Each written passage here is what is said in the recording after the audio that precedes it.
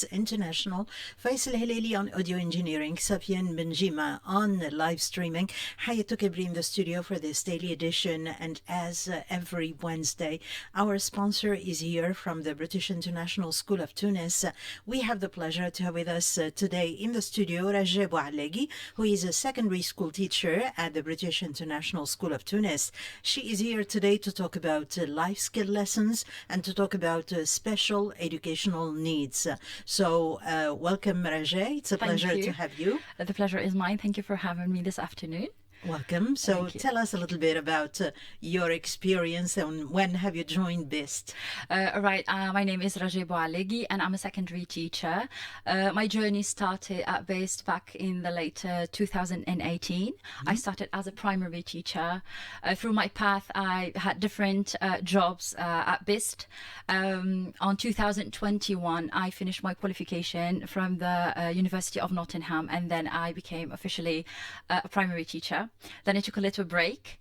At the back of last year, I came back to my home, to a secondary teacher with a new experience, new challenges. And so far, I'm there as a global perspective teacher for Key Stage 3.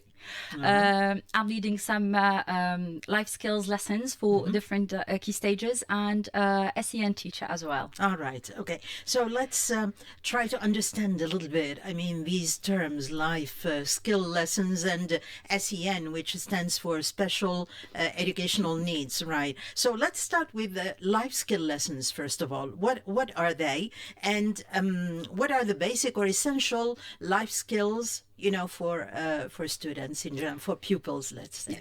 As much as we pay more attention to other academic achievements, to core subjects, English and maths, sometimes we get dragged away and forget that children are not at school only to learn those academic learning, but they are there to gain some potentials and discover what they are capable of doing. So skill life lessons that are targeting the children in order to help them to gain practical skills that can use in their everyday life, whether now or later in the future.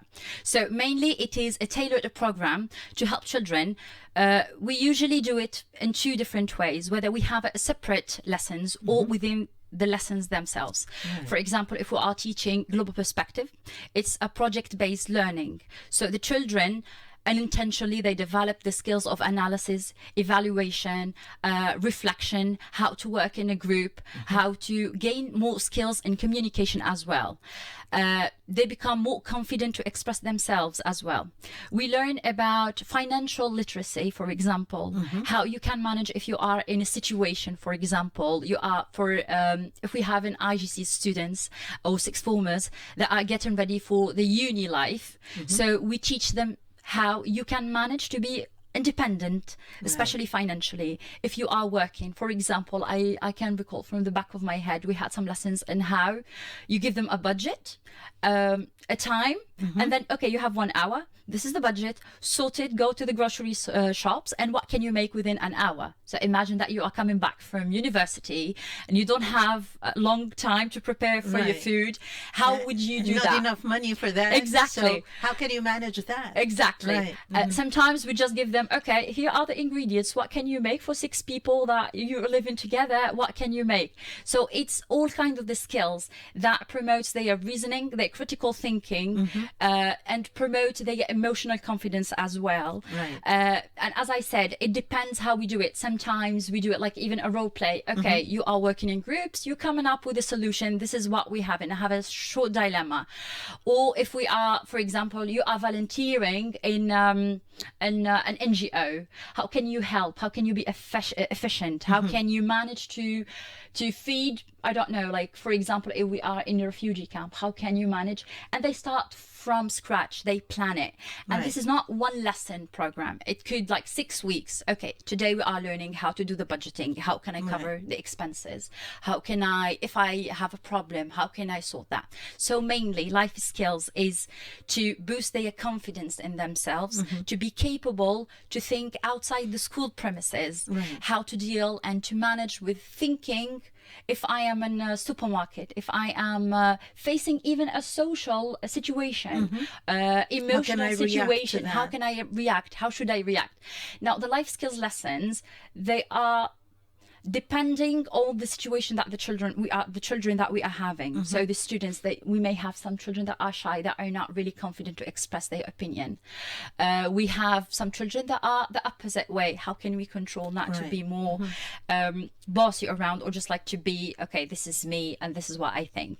And it is working because we're trying to implement it in our school. And you can see it across all the activities that we have, including the student council that are in charge of preparing charity events, getting involved in volunteering work. They are hands-on, yes, with this. They have. Yeah. So they lead it. Right. They always come back, but we always try to push them. Okay, it's your job. You can come for any guidance, any feedback, any help. We are here to help, to guide you and to support you. Right. And we can see it. We can see the progress in some students, what we start there. And then we can see them now, where are they? They are confident, they have more idea, they can discuss, they can debate, which is really amazing. Right. So these are the life skill lessons. Yes. Are they part of the, of the subjects that are taught? And what's the frequency? I mean, how often do they do that a week, and what's the duration? Okay. We have some specific students that they have it separately, and that depends on the ability of the children and whether they can work separately or within groups. But mostly, if we are taking a maths lesson, global perspective lessons, history lessons, you implement in that life skills within that. Right. If I give you a project and then I give you a deadline, you need to sort it, you need to search, you need to see how you can manage to convince the audience or what you are preparing. In maths, we apply that. Okay, here you go, you have a loan and you have to pay back. How can you manage that? So mainly it is embedded within the lessons. So you need a lot of cooperation and collaboration with the subject. So this is what happens. Teachers. Well. Exactly. And as I said, it's always flexible. Sometimes you plan to teach a lesson, but then you ended up teaching something else. Something else, right. And you cannot cross over it until you how do you say, you like reach feeling that that goal. Exactly. Right. And then I see, so this is how is it? This is how I should do. And then sometimes it ends up with discussion, group discussions, and then debating. And it's really amazing how the children and the student at that age, they can come up with amazing ideas, especially if we look at the background. We can't there's a gap between the two generations. And it's like, oh my gosh, I feel like those kids with all the AI, the age of AI, they can think for themselves, they can reason, they can find really an efficient solutions and a perspective and about detach themselves from what is taking place, etc., and come up with appropriate solutions at that time for that situation, etc. So it's not only about let's say academic achievement. I mean, these are life lessons that really you cannot learn someone else, but it's good that the school is offering definitely that. That's what we believe. We believe in academic achievement, that's a top priority, but alongside it's the personality of the students. It's how it goes hand in hand, independent, how confident you are, because one day you will leave that school and then the transition into a next journey, how you're gonna be there. And this is how we try to promote that in early age, that we get, and it goes with them as long as they get older. Now, I understand that there are maybe different learning, let's say, skills, different lessons for each age. What is the best age, to start these life lessons, these life skill lessons? These life skills, so if we look at it scientifically, we can see the fundamental skills that the children, they develop it at early age between 3 and 6. Through the primary years, and because we are adapting the national curriculum, it's very creative. It's not you start with what, like self-awareness, self-confidence? Self-confidence, how can you be even in everyday routines in the class. Independent. Okay, yes, exactly. So you delegate jobs to the children. They know what they can do, and that it neuter the ego for them, just like, okay, I am responsible, I can do that. Right. So it starts at the primary age, and then it goes on and on. So you add more responsibility. It develops, Right. exactly. Right. Okay. So the best age you said is between 3, 4. That's for fundamental, like when Right. how you communicate. But I would say that by the age maybe 7, 8, 9 up to, then you start your critical thinking. You see things from different perspective. Right. You start to accept the different point of view. You are not being stubborn. Okay, it's my idea or not. You will be trying to set up the open mindset as well, Right. to be open about the world, to realize, and I do believe that to be in an environment that it has like a diverse diversity of children that coming from different backgrounds That's helps right. a lot the children to see, to have an open eyes, to be more aware of other cultures, to be aware of other different opinions around them, and that all of that stimulate their ideas and the viewpoints like about the world around them. Yeah, that's right. And that's very important, Yes. especially when it is in an international Yes. school. So what are, I mean, these life skills, how can they be improved in general? I would say so. If we, as I said, it's flexible. So you can try something for a bit, and then you would realize, okay, it's not working. Maybe I need to adjust it a bit. Maybe I need to tailor it a bit. And then it goes depending how you see it. And do you accompany them in that, or Of course. do you let them find that by themselves? Okay, so during the life skills lessons, we try sometimes to, I would say, just like limited to one topic, and then we see the interaction of the children, and then most of the kids, they come with a different opinion, but when we discuss it, when we see, okay, what is not working, what should we improve, they try like intentionally to change it. Right. And then it develops. So I can see, I recall, so I knew some of the kids that are now in sixth forms. They were in, I met them when they were in primary school, and I you saw see the them last evolution, week right, in here in the talking, progress. and I was like, this is very impressive. It's something huge. They can lead assemblies, they can talk, they were organizing debates, sessions. It's amazing. And then you know those kids, that it happens in the school, and they take it with them home, and they try, and they don't give up, and they are resilient, and they see, okay, it's not working, I'm not going to give up, I will change it. And they come always for guidance. Miss, I tried this, but it's not working. And I was like, Miss, I don't like working with a group, I would like to work on my own. It's like, but we need to try, because when you go and see real life, you will be working in an environment when you see people, and then it's not a choice that you have. Right. So it's a matter of practice, I would say. So you have seen them practicing that. Practice Tell that. us about the event that was organized lately, and when you saw, I mean, this group of kids, So I should say. in our school, we have Right. the system of the houses, Right. and then where all the children, they have different houses. So, and every term we have a project delegated to each house, and then we do the assembly. So one of the events was International Women's Day. Right. It was fascinating. They did the interview with the very impressive, amazing women in Tunis. They sorted all by themselves, especially, of course, with the guidance of their teachers. What should we do? Should we change this? What do you think? We do that. And then it was a very successful event. Like, it was really impressive. You would say, okay, people that would go for university in order to prepare an event at that level. And it was like a group of children. It was really amazing. That's wonderful. Yes, well, wonderful. What a payoff when you see what you are doing Exactly. really bears its fruit, right? And it's always a collaboration among all the teachers. Sure. It's not only my job, it's everyone. Teamwork. It's a Yeah. teamwork. It's Yeah. there. The doors are always open, start from the principal down to the teachers. Anyone they can, and they know, our students, they know anytime they need any support, any help, they can just like walk into the door, Mister, I'm stuck, can you help me? What can I do this?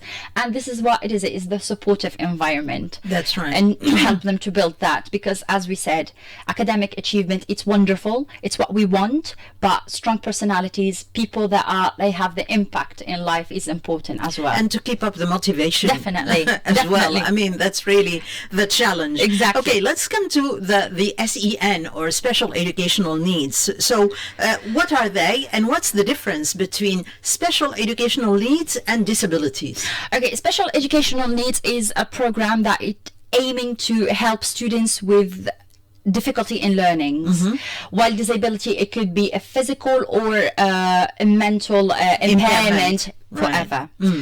For example, if you take some, okay, I would say you can have someone who cannot see, but he doesn't need that support. That's a disability, but doesn't need support. While a special educational need that we have students, they have some difficulty to gain the same, so put it that way, to get the same process of learning as others. We can take an example of dyslexia, dyscalculia, dysgraphia, autism, from the top of my head, ADHD. So the SEN teacher is the one who is coordinating with SENCO, who is the coordinator, to come up with a plan. We assess where it's the bridge to bridge the gaps. Okay, we have something here. What can we do about it? We come up with individual, again, problem solving at your level. Yes. And it's okay, this is what we have, what can we do? And top priority is inclusion. We are not separating the SEN children from the others, because at the British International School, it is inclusive school. A school for all. It's for everyone, no matter what, I wouldn't call disability, no matter what challenges you are facing, especially when it comes to learning, whether it is academic difficulties, whether it's emotional, we are there to support. That's why you can see all the SEN children that are within the class, but we provide all the human support, academic support, when we come up with a special, tailored, individualized plan for that child, for the learner, to make sure that he's getting the equity of learning. That's right. So equal opportunity. Of course. So we can say always, okay, we have the same learning objective, everyone, but success criteria, it depends from the ability of the children. That's right. But we are all in the classroom. We are all supporting. So basically, this is what I said. The SEN is a plan to help those children to come across those abilities and achieve the same as their peers. What made you choose, this field? To be involved with the SEN, with life skill lessons? Okay, so it is a funny fact that I think that in education you don't. So the first time when I started to work at BIST, I walked into the school, I was like, okay, this is a whole different frame. I was like, where am I? It's a whole different system. I come from a Tunisian system and a French system. It was like we sit, and then I saw children wandering around, like sitting on a carpet, listening to the teacher. And I was like, oh, that's very interesting. And then after a few months, I start to like it, because it's stimulating the creativity of the children. It's stimulating, okay, how can I show the best potential? How can I discover that? And as I said, I've been through different stages when I was at BIST. So I've been trying things until I think in 2020, I was within a class. You have grown up. Yeah. Definitely. It changes your mind. It changes the way that you think. And especially if you are working with different stages, you can be in early years and you will be so patient with the little ones. You carry that You skills. need that patient. You carry that, sorry. exactly. Yeah. You carry that skills up to key stage 2, up to key stage 3 and 4. So it happened when I was in 2020, as I recall. I was in a class and that it's full of special educational need potentials. Oh, wow. And I was stressed at the beginning, and then I was like, oh, I don't know if I can do that, because I'm qualified as a teacher but not a special educational teacher. And then by time you can find yourself, it's just something that you have. You need flexibility and patience. You need good listening skills, and then you need to like what you do, and then you will you'll bloom. And this is how it happened. So when I came to secondary, I was like, okay, we have an SE, and I was like, yeah, I want to do it. Why not? Because you had what you need as a foundation, Right. and then as much as you'll be helpful to the kids, that are helpful to you as well, because they show you the real potentials that you have and the skills, and then it's amazing. I think as an educator, the most important thing is to see the progress that children can make. Even if it's slow. But not anyone can have the courage and can really, I mean, take that challenge. I mean, it is tiring. It is a lot of effort, but it's totally worth it. Totally worth it. I just recall sometimes you just go home and then you say, and then it's like, okay, that is not working. I need to come up with a new strategy, because you have to be, as I said, flexible. To find what is the right thing that it works for the children according to their potentials and pace. It's not stressful, but at the same time, you have really to be patient, because the progress can take a long time, but we need to celebrate the little steps. You have attended specific trainings for that? We do have trainings with the special educational, and especially at school, we do the CPD. It's something that it's continuous. Like if we are continuous up to date professional to development, to the latest updated trainings around the world, we compare to the programs. What can we implement? How can we have AI to help children? Auditory books, visual learning. And we can see it, that it's working, because we implement it with kids and we can see the results. Right. You can have some children, they come with dyslexia, they cannot read, with the right intervention, with the phonics based, and then you put up, okay, with one-to-one reading, and you can just wait until the day they come, they can read a sentence by themselves. That's and you'll wonderful. be so proud. Yeah, sure. Children that cannot write, the school provide all the facilities. If they can't write, they have the laptops, they can do it. If they cannot read, we have the auditory books to read and to show what they can do, to provide all the opportunities, as I said, the equal opportunity to learn. Right. Now, have you encountered like a major SEN, and what did you do in order to overcome that? It is always challenging. We do have at school children, they come with emotional, I would say, academic needs. It's combined with a bit of I wouldn't say global development delay, but with a delay, and then with dyslexia, and we come up. The good thing is that it's, as I said, it's a coordination. You have the thinker. What do you think I should do? Okay, let's try this for a bit. Let's contact the parents. Let's see what we can do at home. So it is a teamwork. And then sometimes, I'm not going to lie to you, at a certain time you would feel, okay, I'm give up, it's not working. And then you're like, no, I'm not doing it. And we have children that are ready for their exams, with children that are confident enough. Despite those challenges that are facing, they will be settled for the IGCs, and then we believe in them, and we do believe they will do something amazing. And this is what really is important. So I would say the earlier it starts, the better it is. You can see the results. If we start I wouldn't say the diagnosis, but if we start the interventions at early age, we know, we coordinate, we know what we need to cover. Then by the time they are in secondary, it will be wonderful. And then I would say that the problem gets less and less.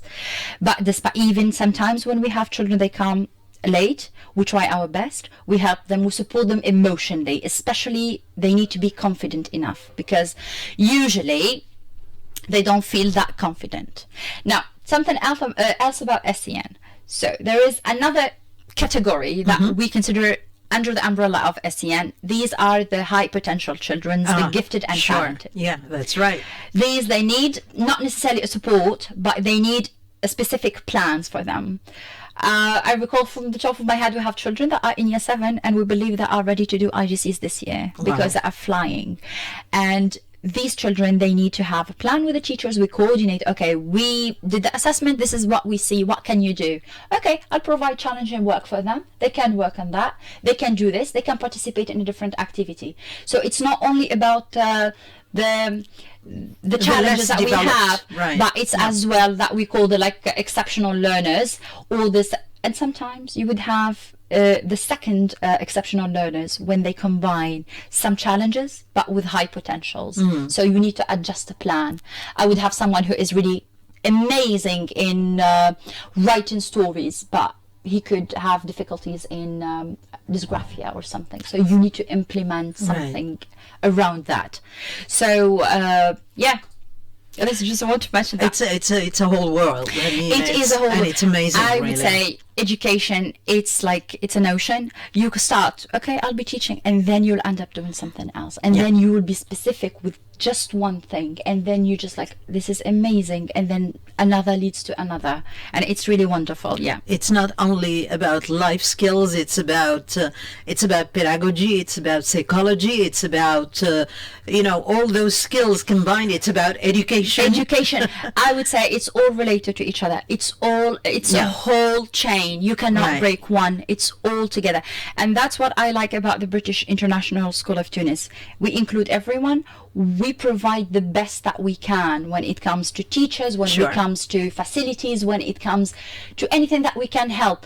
Because I would say we're taking it personal, like it's a personal challenge. Okay, these are my kids and I want them to be amazing. I want them to be the best version of themselves. I want them to be proud by themselves and what they do. They should speak up. They should show, because the stereotype, what we hear, okay, if a child with a bit of a challenge, they cannot achieve the same as a peer. Which is not true. Of course, it's not true. As long as you give them the right attention, they will get there. Right attention, right intervention.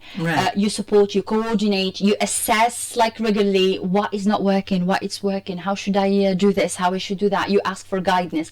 And as I said, with the updated training that we are having, we are up to date with what's happening around the world. So it's making it easier for us to implement that here. Yeah, and it's this holistic approach. I mean, it really helps, because it's not only about academic achievements, as we said earlier.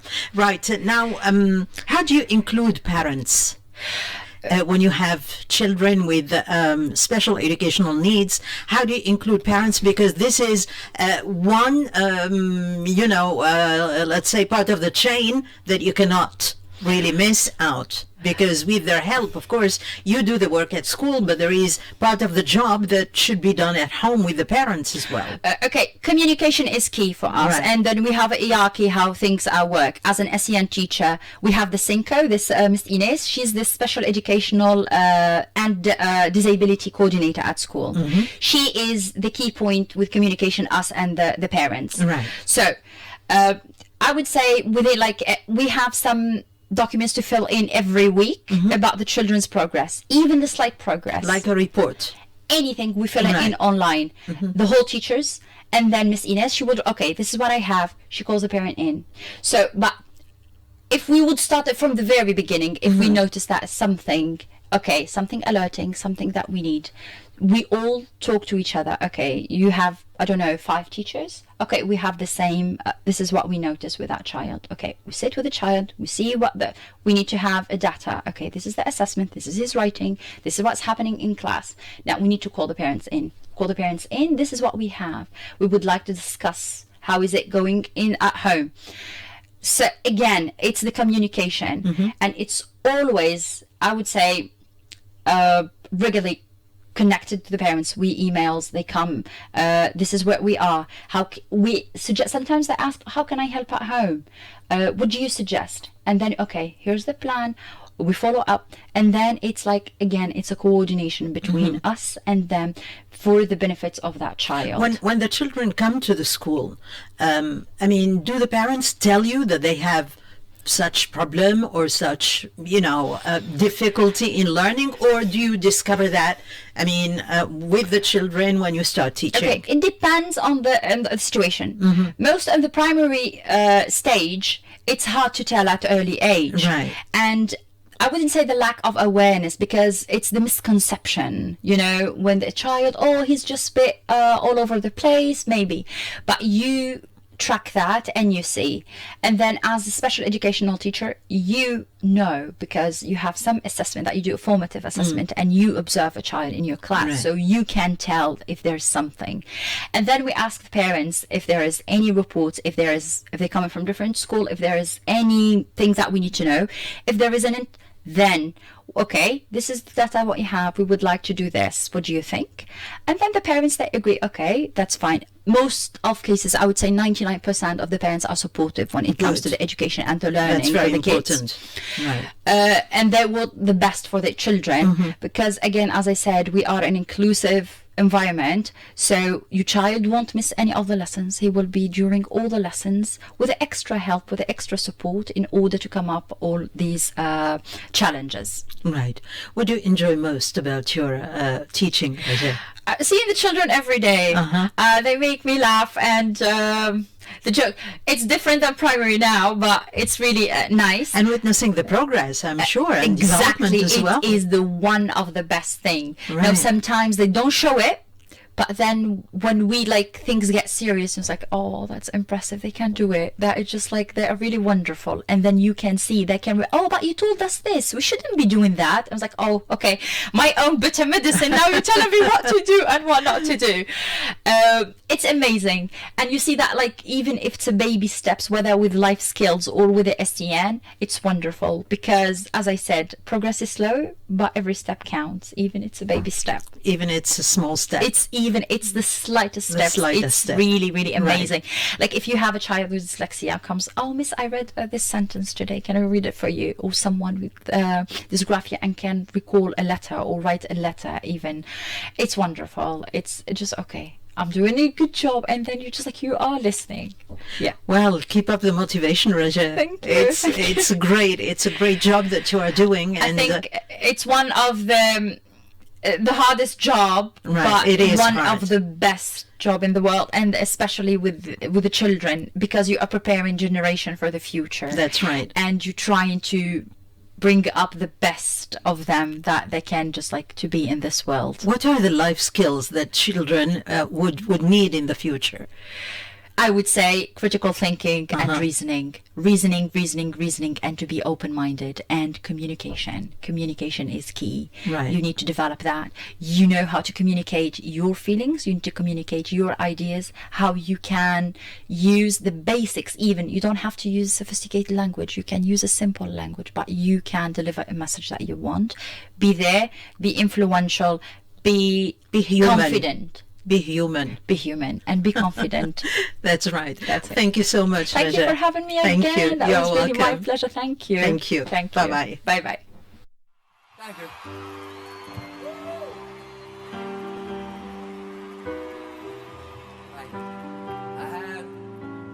This has been fun.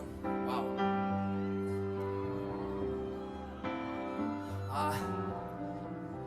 I've been around 40 countries the last couple years. Ain't nothing like playing